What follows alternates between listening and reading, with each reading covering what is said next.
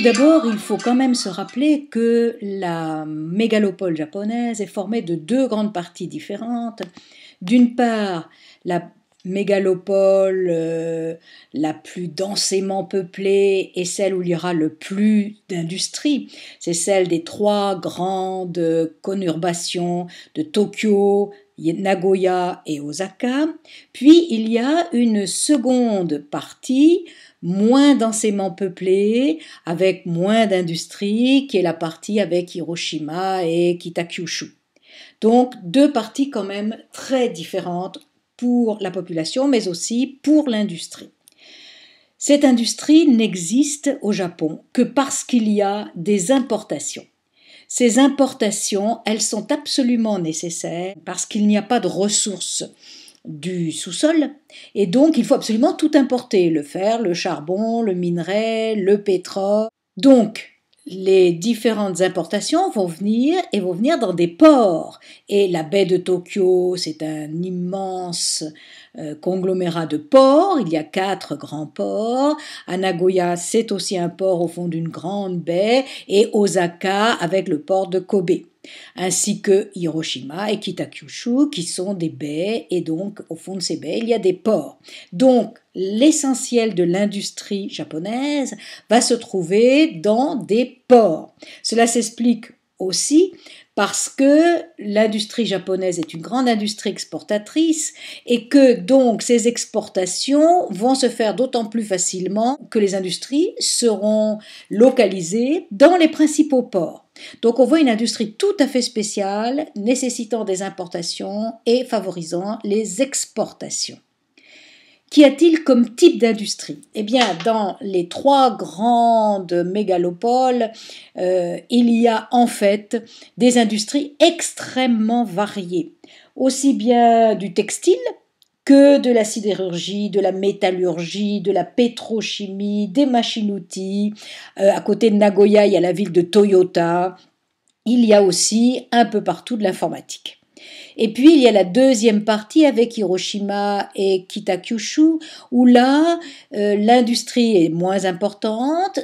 À Hiroshima, c'est essentiellement de l'industrie lourde et de la fabrication de navires, et à Kitakyushu, c'est une industrie un peu plus légère. Donc une zone industrielle extrêmement importante dans l'ensemble des ports de la mégalopole. Voyons maintenant une industrie spécifique qui se développe largement, qui est l'industrie des high-tech. Ces high-tech, comme nous le voyons, sont répartis d'une part dans l'île de Kyushu, et cette île de Kyushu a fini par prendre le nom de Silicon Island, pour faire comme la Silicon Valley. Ensuite, on le trouve sur la côte qui est en face de celle de la grande mégalopole, parce que cette côte est une côte qui n'est pas du tout recherchée par la population ni même par les industries, étant donné qu'elle est beaucoup plus fraîche, beaucoup plus neigeuse, mais le gouvernement aimerait bien essayer d'attirer la population vers ces zones en question. Donc il y a ces nouvelles technologies ici, ces grands centres de recherche pour essayer d'y attirer la population jeune et très bien formée. Et puis on retrouve aussi ces high-tech, évidemment à Osaka et à Tokyo, sur les hauteurs qui donc surplombent la grande baie de Tokyo.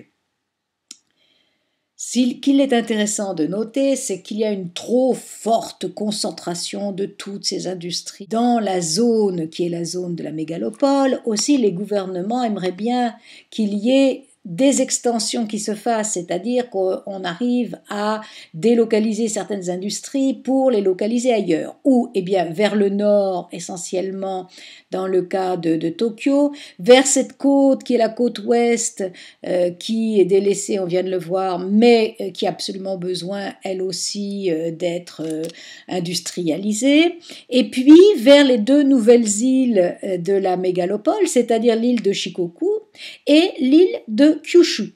Donc ces extensions sont dans tous les domaines et dans toutes les orientations.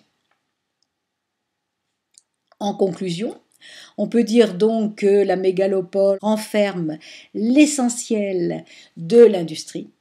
Elle en renferme même trop.